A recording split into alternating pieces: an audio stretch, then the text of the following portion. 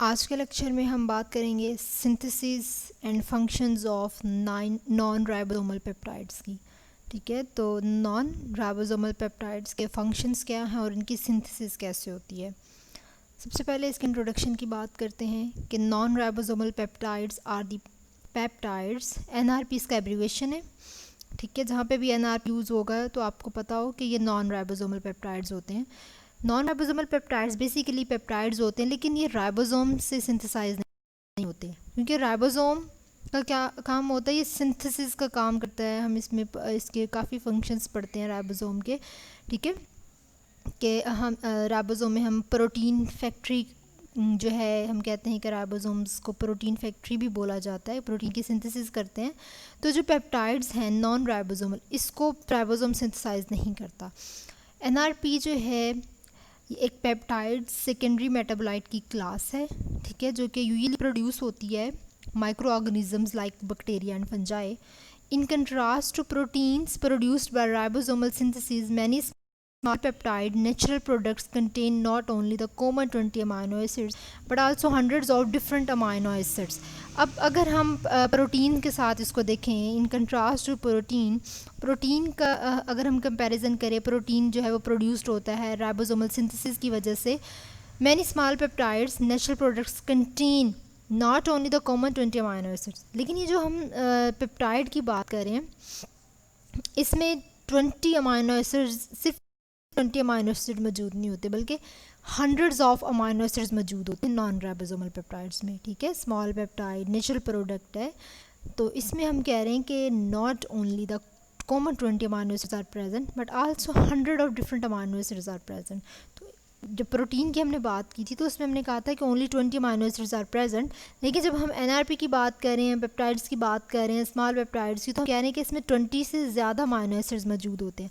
NRP are also found in higher organisms but are thought to be made by bacteria inside these organisms।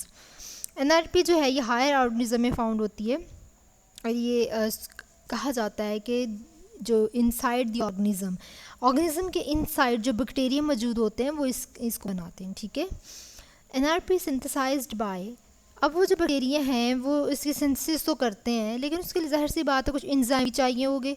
Body के अंदर हमारे कुछ enzymes मौजूद होते हैं जो डिफरेंट फंक्शंस परफॉर्म करते हैं। तो एनआरपी जो है इसको सिंथेसाइज करते हैं non ribosomal peptide synthetase enzymes, that is NRPS. ठीक है, which unlike the ribosomes are independent of messenger RNA. ठीक है, और ये मैसेंजर आरएनए से इंडिपेंडेंट होता है। ठीक है, ये मैसेंजर आरएनए में इन्वॉल्व नहीं होता। NRPS are multi modular enzymes.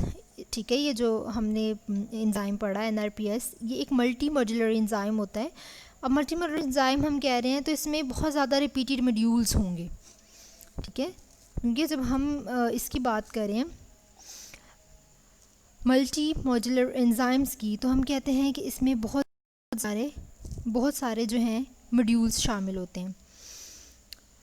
ठीक है, each NRPS can synthesize only one type of peptide. अब NRPS जो है, अगर इसकी सिंथेसाइज की बात करें तो हम तक इसमें सिर्फ एक ही पेप्टाइड जो है उसको सिंथेसाइज कर सकते हैं। NRP often have cyclic and are branch structures, can contain non proteinogenic amino acid include D amino acid. अब यहाँ पे क्या होता है कि NRP में हम कह रहे हैं कि साइक्लिक स्ट्रक्चर भी हो सकता है, ब्रांच स्ट्रक्चर भी हो सकता है, और उसमें non proteinogenic amino acids involve होते हैं, जैसे कि डी अमाइनो एसिड है। ठीक है, ये नॉन प्रोटीनोजेनिक अमाइनो एसिड है जो कि क्या करता है कि मॉडिफिकेशंस को कैरी करता है, जैसे एन मिथाइल है, एन फॉर्माइल ग्रुप्स है, या फिर ग्लाइकोसिलेटेड है, हम कार्बोहाइड्रेट की बात करते हैं। ठीक है, या हम एसिलेटेड है कि फंक्शनल ग्रुप जो है, जैसे ग्लाइकोसिलेटेड में हम फंक्शनल ग्रुप में कार्बोहाइड्रेट की बात करेंगे, हमारे क्या फंक्शनल ग्रुप में कार्बोहाइड्रेट अटैच होगा। ठीक है, एसाइलेटेड में कहेंगे कि एसाइल उसके फंक्शनल ग्रुप में अटैच होगा। इसी तरह हेलोजिनेटेड है कि इसमें हेलोजन है, और हाइड्रोक्सिलेटेड है कि हाइड्रोक्सिल ग्रुप होगा अटैच फंक्शनल ग्रुप में। तो यहाँ पे cyclisation of amino acid against the peptide backbone is often performed resulting in oxazolines and thiazolines। These can be further oxidized or reduced। अब जब हम अमाइनो एसिड की साइक्लाइजेशन की बात करते हैं, जो साइक्लिक फॉर्म में अमाइनो एसिड होता है against the peptide backbone is often perform. तो यहाँ पर साइक्लाइजेशन होती है अमाइनो एसिड की, जिसके नतीजे में हम कहते हैं कि ऑक्सीजोलिन या थायोजोलिन जो है ये प्रोड्यूस होता है, ठीक है। और ये फर्दर ऑक्सीडाइज भी हो सकता है, रिड्यूस भी हो सकता है। अब ऑक्सीजोलिन और थायोजोलिन क्या होता है? ऑक्सीजोलिन एक ना 5 मेंबर हेट्रोसाइक्लिक केमिकल कंपाउंड होता है, ठीक है। ऑक्सीजोलिन is a 5-membered heterocyclic chemical compound containing one atom each of oxygen and nitrogen। तो ये एक 5-membered heterocyclic chemical compound है, ठीक है, जिसमें हम कह रहे हैं कि इसमें एक एटम ऑक्सीजन का है और एक नाइट्रोजन का होता है। साइकिल के एक साइड पे ऑक्सीजन अटैच है तो दूसरी साइड पे नाइट्रोजन अटैच होती है, ठीक है। और जो है ये फर्स्ट सिंथेसाइज हुई थी 1884 में। नेक्स्ट हम बात करते हैं थायोजोलिन की।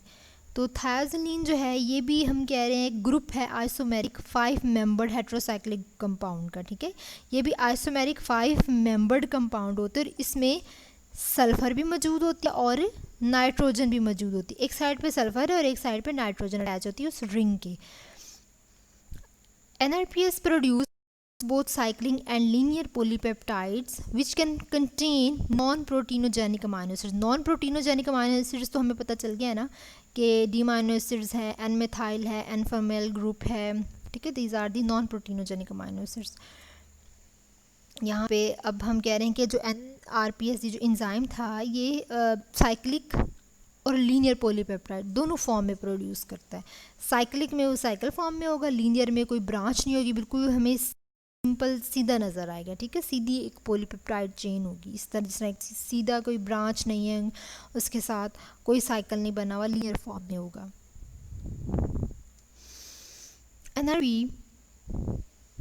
are often dimers or trimers of identical sequence chained together or cyclized or even branched।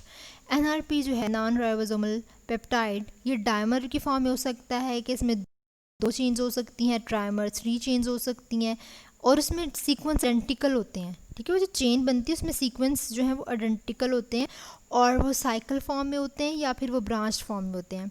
NRP are a very diverse family of natural products with an extremely broad range of biological activities and pharmacological properties। तो NRP जो है ये बहुत ज़्यादा diverse family है इसकी। Natural product की अगर बात करें कि नेचुरल प्रोडक्ट की बहुत डाइवर्स फैमिली है, इसकी ये बहुत ज़्यादा बायोलॉजिकल एक्टिविटीज़ परफॉर्म करता है। उसके अलावा इसकी फार्माकोलॉजिकल प्रॉपर्टीज़ भी हैं। दे आर ऑफन टॉक्सिन्स, ठीक है। इसमें हम कहते हैं कि these are the toxin, they are often toxins. उसके अलावा जो है साइड्रोफोर्स है, पिगमेंट्स इसमें इन्वॉल्व होते हैं। सिडीरोफोर जो है, ये जो सिडीरोफोर्स हैं ये हम कहते हैं कि इसमें क्या होता है कि molecule which bind and transport iron in the micro organisms, ठीक है। ऑर्गेनिज्म के साथ ये बाइंड करता है और इसमें जो माइक्रो ऑर्गेनिज्म को आयरन ट्रांसपोर्ट करता है, siderophores. Non ribosomal peptide antibiotics, cytostatics and immunosuppressants are in the commercial use. तो नॉन राइबोसोमल पेप्टाइड एंटीबायोटिक्स जो हैं हम कह रहे हैं कि हमने ये इसके रोल की बात करें कि इसका बायोलॉजिकल एक्टिविटीज़ और फार्माकोलॉजिकल प्रॉपर्टीज़ में बहुत इंपॉर्टेंट रोल है। तो ये एंटीबायोटिक्स में भी है इन्वॉल्व, साइटोस्टैटिक्स में भी है। तो साइटोस्टैटिक जो है, ठीक है, ये एक कीमोथेरापेटिक एजेंट्स है, ठीक है, दैट्स द कीमोथेरापेटिक एजेंट्स। और ये एक प्लांट ड्राइव्ड या सिंथेटिक सब्सटेंसेस होते हैं, ठीक है, या जो कि डेथ काज कर सकते हैं या फिर ये ग्रोथ को इनहिबिट कर सकते हैं, सेल को डिवाइड भी कर सकते हैं, ठीक है। तो जो साइटोस्टैटिक्स होते हैं achieve these growth inhibiting effects by specific mechanism of action. तो जो भी ग्रोथ की अगर इनहिबिटिंग करनी होती है या कोई डिवाइड करना होता है सेल को, तो वो एक डिफरेंट मैकेनिज़म्स की वजह से ये काम करता है, ठीक है। इम्यूनोसप्रेसेंट्स जो हैं ये ड्रग्स होती हैं जिसको हम इम्यूनोसप्रेसिव एजेंट्स भी कहते हैं, ठीक है। और जो है ये हमारे जो इम्यून सिस्टम होता है उसकी एक्टिविटी को इनहिबिट भी करती हैं, प्रिवेंट भी करती हैं। तो ये इम्यूनोसप्रेसेंट ड्रग का काम होता है, ये इसका कमर्शियल यूज़ है। NRPS enzymes that incorporate in a specific manner one amino acid into the peptide backbone and in turn the modules can be divided into domains which catalyse the individual step of NRP synthesis. अब यहाँ पे क्या होता है कि जो NRP enzyme है इसमें अमाइनो एसिड अटैच होते हैं, ठीक है। हमने रिलेटिव अमाइनो एसिड की बात की, एक पेप्टाइड बोन की बात की, पेप्टाइड बैकबोन की।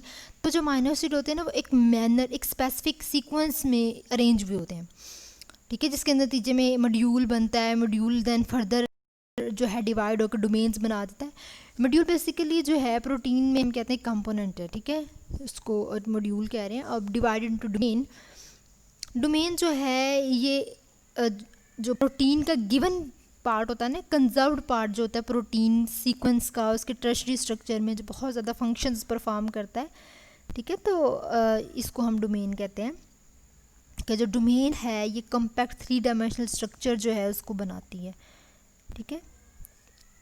जो डोमेन है ये 3 डायमेंशनल स्ट्रक्चर्स वगैरह को बना रही होती है। Which catalyse the individual steps of NRP synthesis, ठीक है। तो यहाँ पर डिफरेंट स्टेप्स होते हैं इन्वॉल्व जो कि NRP की सिंथेसिस करते हैं।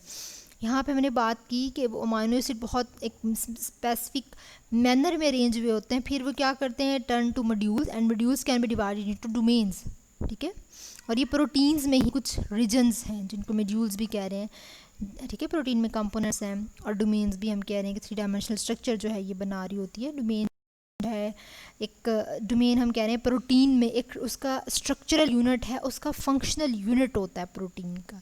प्रोटीन में उसका स्ट्रक्चरल या उसका फंक्शनल यूनिट जो है वो डोमेन कहलाती है, ठीक है। डिफरेंट फंक्शंस परफॉर्म करती है ये प्रोटीन में। अब each module consist of 3 domains, her module 3 domains से मिलके बना होता है और वो सिंथेसिस करते हैं नॉन राइबोसोमल पेप्टाइड्स की। सबसे पहले है एडिनाइलेशन डोमेन, उसके बाद पेप्टिडाइल कैरियर प्रोटीन है या फिर इसको थायलेशन डोमेन भी बोलते हैं। यहाँ पे इसका PCP एब्रीवेशन है। नेक्स्ट जो है वो है कंडेंसेशन डोमेन, ठीक है। ये जो मॉड्यूल है हर मॉड्यूल की अपनी एक डोमेन होती है। तो each module consist of 3 domains, that is adenylation, peptide carrier protein and condensation domain. Some non ribosomal peptides, अब यहाँ पर कुछ नॉन राइबोसोमल पेप्टाइड्स हैं, ये स्ट्रक्चर्स हैं उनके। यहाँ पर सबसे पहले हमारे पास है विब्रियोबैक्टिन। अब यहाँ पे आपको कुछ कलर्स शो हो रहे हैं, ठीक है। ये जहाँ पे ये आपको लिंकेज नज़र आ रहा है ये शो करते हैं कि ये नॉन राइबोसोमल पेप्टाइड्स है। जैसे ये रेड कलर है ना, ये वाला, ये क्या है, ये नॉन राइबोसोमल पेप्टाइड्स हैं, ठीक है। और इसको हम कह रहे हैं कि ये हेट्रोसाइक्लाइजेशन है। यहाँ पे एक साइकिल फॉर्म में बना हुआ है, ठीक है। ये एक ठीक है 5 मेंबर रिंग जो है इसको हम कह रहे हैं कि ये क्या है, ये एक हेट्रोसाइक्लाइजेशन है, ये विब्रियोबैक्टिन है। उसके बाद एन मिथाइलेशन की हमने बात की थी ना, ये अपने जब हमने यहाँ पे पढ़ा, मैंने कहा मैं आपको दोबारा से रिवाइज करवा देती हूँ। यहाँ पर हमने ये देखे नॉन प्रोटीनोजेनिक अमाइनो एसिड्स की बात की, इसमें एन मिथाइल, एन फॉर्माइल, इन सब की हमने बात की है, ठीक है। तो अब इसी तरह यहाँ पे एन मिथाइलेशन है। एन मिथाइलेशन में साइक्लोस्पोरिन है, इसका नाम साइक्लोस्पोरिन है, ये साइक्लोस्पोरिन है। और यहाँ पे जो येलो कलर में आपको नज़र आ रहा है ये एन मिथाइलेशन है, ठीक है। और ये हमारे पास फैटी एसिड है, इसको हम स्ट्रिंगोमाइसिन कह रहे हैं, ठीक है। यहाँ पे ये क्या है, ये फैटी एसिड अटैच है। These are the non ribosomal peptides. Biosynthesis of NRP, अब इसकी बायोसिंथेसिस कैसे होती है, तो biosynthesis of NRP involves 3 steps. First is initiation, second elongation and third is termination. अब हम इसको स्टेप बाय स्टेप डिस्कस करते हैं। सबसे पहले है इनिशिएशन। इनिशिएशन हम कहते हैं किसी भी चीज़ को स्टार्ट करने का जो पॉइंट है वो इनिशिएशन कहला रहा होता है। तो यहाँ पे हम इनिशिएशन को स्टार्ट करते हैं। Non ribosomal peptides biosynthesis require proper assembly and modification of a large multi enzymes complexes. अब क्या है कि जो नॉन राइबोसोमल पेप्टाइड्स की बायोसिंथेसिस है उसको एक प्रॉपर असेंबली और उसको प्रॉपर मॉडिफिकेशन की ज़रूरत होती है, ठीक है। उसको प्रॉपर मॉडिफिकेशन और असेंबली चाहिए, ठीक है। और इसमें large multi enzyme complexes involve होते हैं। जो लार्ज मल्टी एंजाइम कॉम्प्लेक्सेस हैं वो क्या करते हैं, including the addition of prosthetic 4 phospho pantetheinyl cofactor, ठीक है, जिसको PPAN कह रहे हैं। अब यहाँ पे जिसके नतीजे में एडिशन होती है PPAN की, ठीक है, ये हम कह रहे हैं कि कोफैक्टर है to a conserved serine residue of a chain of the peptide carrier protein. अब यहाँ पे मॉड्यूल है, that is module 1, that is module 2। यहाँ पर कुछ इसके साथ डोमेन्स भी अटैच होती हैं, ठीक है। यहाँ पे ये देखें, ये PCP, ये क्या है, ये करियर प्रोटीन्स हैं। ये क्या है, ये करियर प्रोटीन्स हैं। ये जो हमारे पास मल्टी एंजाइम कॉम्प्लेक्सेस होते हैं ना, ये क्या करते हैं, ये एडिनेलेशन, ये ए जो है, ये हम एडिनेलेशन की बात की थी ना, तो डेट इज़ एडिनेलेशन। यहाँ पे फिर हमने कंडेंसेशन कोफैक्टर की बात की, डेट इज़ C, ठीक है। यहाँ पे हमने बात की थी कि ईच मॉड्यूल हैव 3 डोमेन्स, तो ये देखिए हर मॉड्यूल के पास अपनी 3 डोमेन्स हैं। यहाँ पर अब यहाँ पर क्या बना है, ये एक कोएंजाइम A बन रहा है, ठीक है। और यहाँ पे ये कुछ करियर प्रोटीन्स भी इन्वॉल्व हैं। जो करियर प्रोटीन्स है वो क्या कर रही हैं, to a conserve serine residue of a chain of the peptide carrier protein. तो वो जो है हमारे पास पेप्टाइड करियर प्रोटीन है, यहाँ पर कुछ सीरीन रेजिड्यू भी कंजर्व्ड हैं इस चेन में, ठीक है। और यहाँ पर एडिशन होता है PPAN का, दैट इज़ अ कोफैक्टर। अब यहाँ पे देखें मॉड्यूल 1, मॉड्यूल 2। अब यहाँ पे हमें ये देखें PPAN, ये क्या है, ये PPAN है, दैट इज़ PPAN, ठीक है, ये PPAN है। और यहाँ पर क्योंकि हमने बात की है कि यहाँ पर प्रॉपर असेंबली और मॉडिफिकेशन की ज़रूरत है। अब यहाँ पर प्रॉपर असेंबली और मॉडिफिकेशन तो हो गई, अब यहाँ पर कुछ मल्टी कम्प्लेक्स एंजाइम्स भी इन्वॉल्व हैं, तो उसने आगे ऐड किया है PPAN को, ठीक है। जब ये सब कुछ हो गया उसके बाद एडिशन हुआ है PPAN का, और इस चेन में कुछ हमने बात की कि पेप्टाइड करियर प्रोटीन भी है। ये जस्ट स्टार्टिंग पॉइंट है इसका कि इस तरह ये स्टार्ट होगा। एंड द सेकेंड स्टेप की अब हम बात कर लेते हैं। The first step of peptide assembly is similar to ribosomal protein synthesis. तो पहला स्टेप हमने देखा है पेप्टाइड असेंबली का, वो बिल्कुल हमें राइबोसोमल प्रोटीन सिंथेसिस की तरह दिखाई देता है। An amino acid is activated by transesterification with ATP to afford the corresponding amino acyl adenylate। अब क्या होता है कि वो जो हमने बात की कि पहला स्टेप बिल्कुल हमें राइबोसोमल प्रोटीन सिंथेसिस की तरह दिखाई देता है।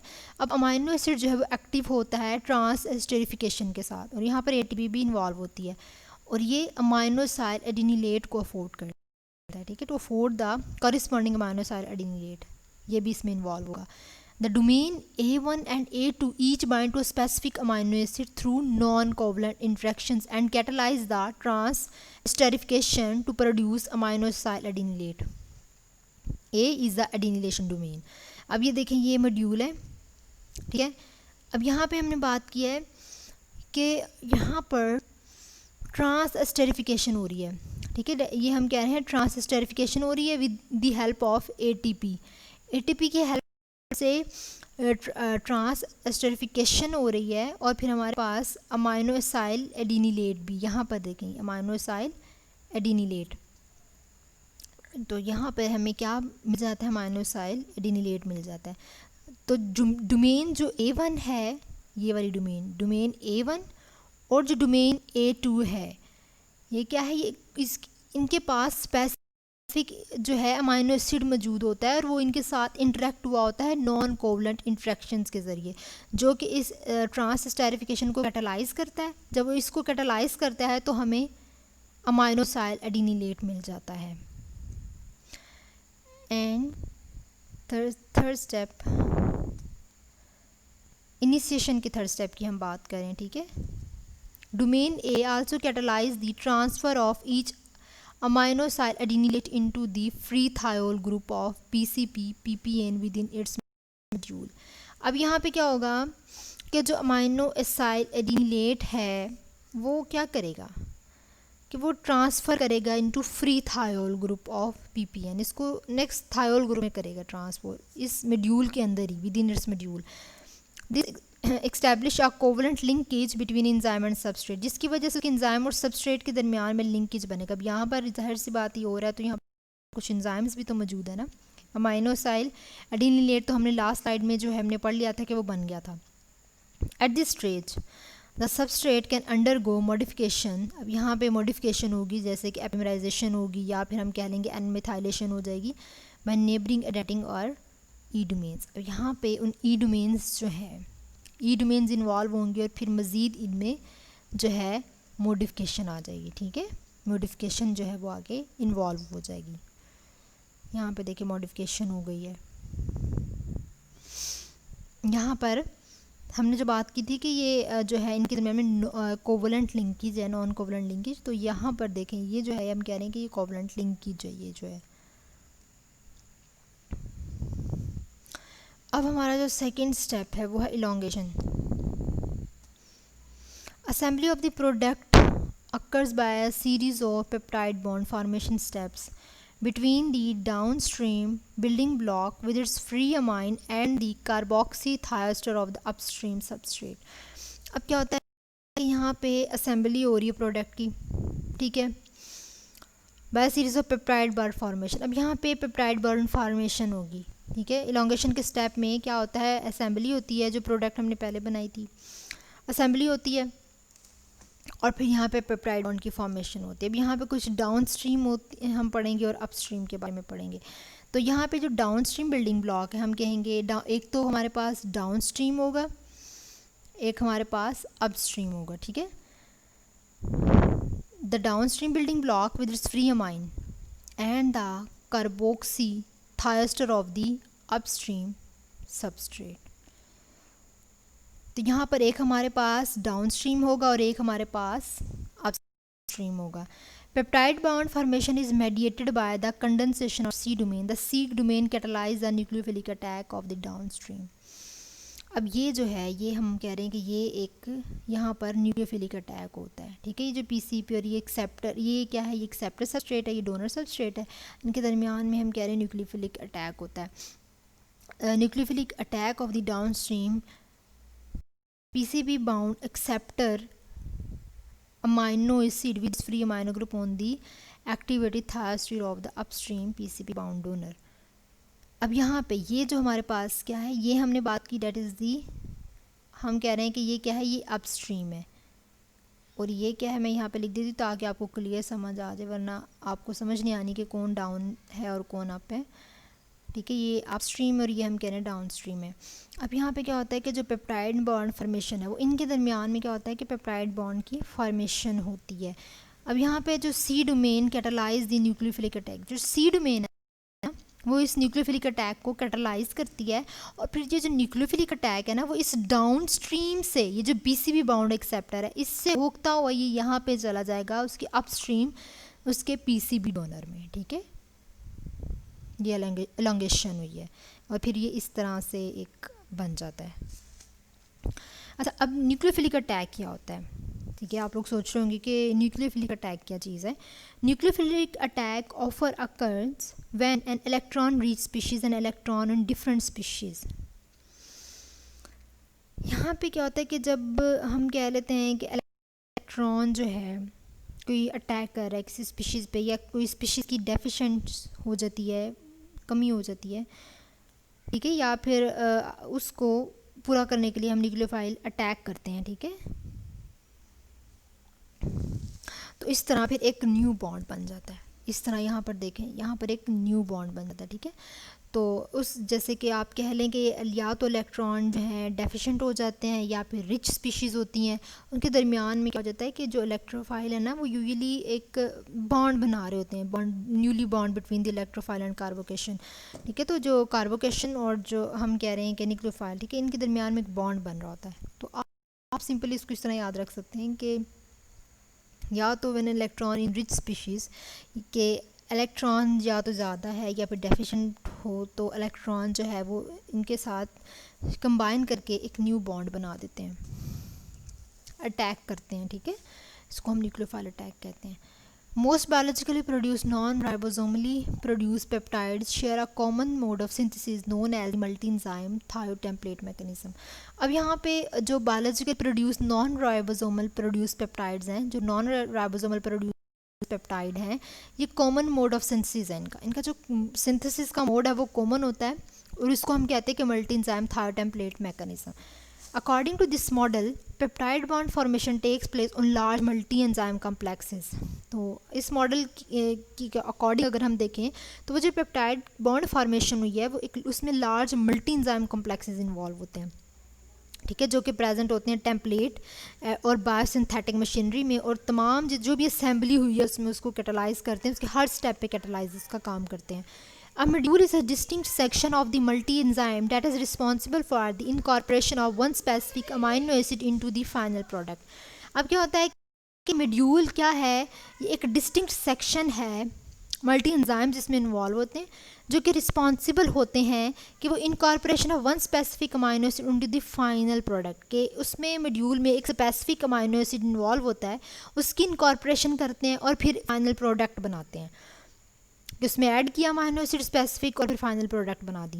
इट इज़ फर्दर सब divided into a set of domains responsible for substrate recognition activation. अब इसमें क्या होता है कि फर्दर सब डिवाइड होती है डिफरेंट डोमेन्स में, रिस्पॉन्सिबल होती है सबस्ट्रेट रिकॉग्निशन की, एक्टिवेशन, बाइंडिंग, मॉडिफिकेशन, इलॉन्गेशन और फिर रिलीज़ होते हैं. तो ये सारे प्रोसेस जो हैं वो इसमें आते हैं कि ये बहुत ज़्यादा डोमेन्स होती हैं, वो ये सारे काम करती हैं. ठीक है, ठीक है, सेट ऑफ डोमेन्स और ये सारे काम जो है वो परफॉर्म करेंगी. Domains can be identified at the protein level by characteristics highly conserved sequence motifs. Motive को मैंने आपको लास्ट लेक्चर में बताया था, ठीक है, अगर आपने नहीं वो लेक्चर सुना तो आप दोबारा सुनिएगा जब हमने प्रोटीन वाला पढ़ा था. तो डोमेन जो है इसमें क्या होता है कि आइडेंटिफाइड होती हैं प्रोटीन लेवल पे, और ये हाईली कंजर्व्ड सीक्वेंस मोटिव होती है. मोटिव सिंपली ये भी प्रोटीन में ही होते हैं मोटिव्स, ठीक है. इसको हम कह रहे हैं कि ट्रांसस्टेरिफिकेशन डोमेन. कौन है जो ये कर रही होती है इसको, हाईली कंजर्व्ड सीक्वेंस मोटिव जो है वो कौन सी डोमेन है जो कर रही होती है प्रोटीन लेवल पे, कौन है जो इसको आइडेंटिफाई करती है, वो है ट्रांसस्टेरिफिकेशन डोमेन. अब ये हमारे पास कंप्लीट स्ट्रक्चर है जिसमें साइक्लाइजेशन हुई है. अब यहाँ पे हम इसको डिस्कस कर लेते हैं. ये पूरा स्टेप है कि हमारे पास 7 मॉड्यूल्स हैं, ठीक है. एक मॉड्यूल नहीं होता है, 2 नहीं होता, हमारे पास 7 मॉड्यूल्स हैं, ठीक है. 7 मॉड्यूल्स हैं और हर मॉड्यूल की अपनी 3 डोमेन्स हैं, ठीक है. ये इस तरह करके ये सारे स्ट्रक्चर, और ये क्या है, ये लीनियर स्ट्रक्चर्स बने होते हैं. जैसे ये है ना, ये लीनियर स्ट्रक्चर है, template directed linear peptide elongation. यहाँ पे इलॉन्गेशन हुई है, पेप्टाइड इलॉन्गेशन हुई है. उसके बाद आगे हमारे पास जो प्रोडक्ट बनी है वो है सरफेक्टिन. ये लीनियर फॉर्म थी, अब आगे ये लीनियर फॉर्म जो है वो सरफेक्टिन बना देती है, ठीक है. अब वो किस तरह है कि द सरफेक्टिन असेंबली. अब यहाँ पे जैसे ये है ना, यहाँ पर भी न्यूक्लियोफाइल अटैक होता है, ठीक है. The surfactin assembly line the multi enzyme complex consisting of 7 modules. अब यहाँ पे हम कह रहे हैं सरफेक्ट असेंबली लाइन है, यहाँ पर ये लाइन हुई हुई है, ये लाइन हुई हुई है सरफेक्टिन असेंबली. तो यहाँ पर मल्टी एंजाइम कॉम्प्लेक्स हैं और 7 मॉड्यूल्स होते हैं जिसमें ग्रे और रेड कलर नज़र आ रहे हैं, which are specific for the incorporation of 7 amino acid. अब हर मॉड्यूल एक स्पेसिफिक अमाइनो एसिड को इनकॉर्पोरेट करता है. इसकी हमने बात की थी ना कि एक स्पेसिफिक अमाइनो एसिड को इनकॉर्पोरेट करता है. And 24 domains of 5 different types. 24 domains हैं क्योंकि हर मॉड्यूल के हमारे 3 डोमेन्स हैं. 5 डिफरेंट टाइप्स हैं जैसे कि CA, PCP, E and TE. ये सारी क्या हैं, ये डोमेन्स हैं. और ये क्या कर रही है, responsible for the catalysis of 24 chemical reactions and 23 reactions are required for peptide elongation. 24 chemical reactions हैं जिसमें से जो 23 जो रिएक्शंस हैं वो पेप्टाइड की इलॉन्गेशन का काम करते हैं. यानी कि बहुत सारे जो हैं वो तो इलॉन्गेशन में इन्वॉल्व हो जाते हैं. While the last domain is unique. जो लास्ट डोमेन है वो बहुत यूनिक होती है. वो क्यों? क्योंकि वो रिक्वायर करती है पेप्टाइड रिलीज बाय साइक्लाइजेशन. अब यहाँ पे इलॉन्गेशन में हमने बात की कि जो 23 थी वो सारी किस में आ गई, वो इलॉन्गेशन में आ गई. अब जो 1 थी, टोटल कितनी हमने बात की, टोटल हमारे पास 4 थी. टोटल हमारे पास 4 थी, 23 तो इलॉन्गेशन में आ गई. अब जो बाकी 1 जो है लास्ट जिसकी हमने बात की वो क्या कर रही है, वो इसको साइक्लाइजेशन में कन्वर्ट कर रही है, ठीक है. वो जो 1 डोमेन होती है वो इस लीनियर फॉर्म के अंदर ही चेंजेस करती है और इस तरह जिस तरह इसको हम कह रहे हैं कि वो यहाँ पे किसी को इसके साथ अटैच कर देती है और इस तरह हमें वो साइक्लिक फॉर्म बन जाती है, और इस तरह सर्फेक्टेंट की साइक्लिक फॉर्म मिल गई है कि इसके अंदर खुद ही उस डोमेन की वजह से चेंजिंग्स आ जाती हैं और फिर वो साइक्लाइजेशन फॉर्म में रिलीज़ हो जाता है.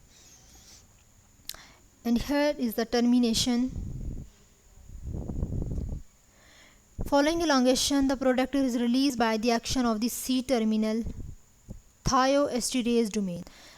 ठीक है, वो जो C टर्मिनल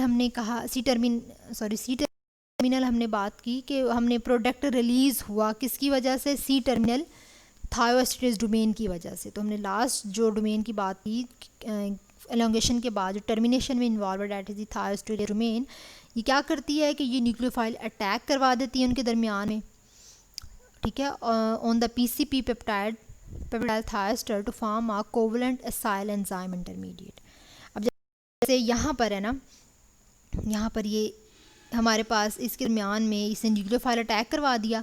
अब जब न्यूक्लियोफाइल अटैक करवा दिया, आपस में इनका न्यूक्लियोफाइल अटैक करवा दिया, यहाँ पे ये लीनियर फॉर्म में थी, ठीक है, वैंकोमाइसिन, यहाँ पर हमारे पास साइक्लिक फॉर्म में आ गई कि इसका आपस में खुद ही इसने करवा दिया, H2 ऐड किया, खुद ही न्यूक्लियोफाइल अटैक करवा दिया और फिर हमें साइक्लिक फॉर्म में ये मिल जाता है.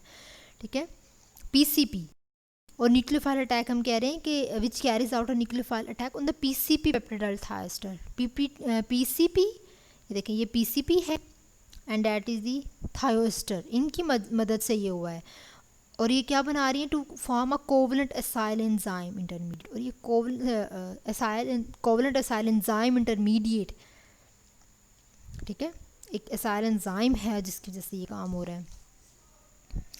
Depending on the particular T domain, the intermediate can either be released by hydrolysis as a linear acid or by an intramolecular reaction with an internal nucleophile to give a cyclic peptide.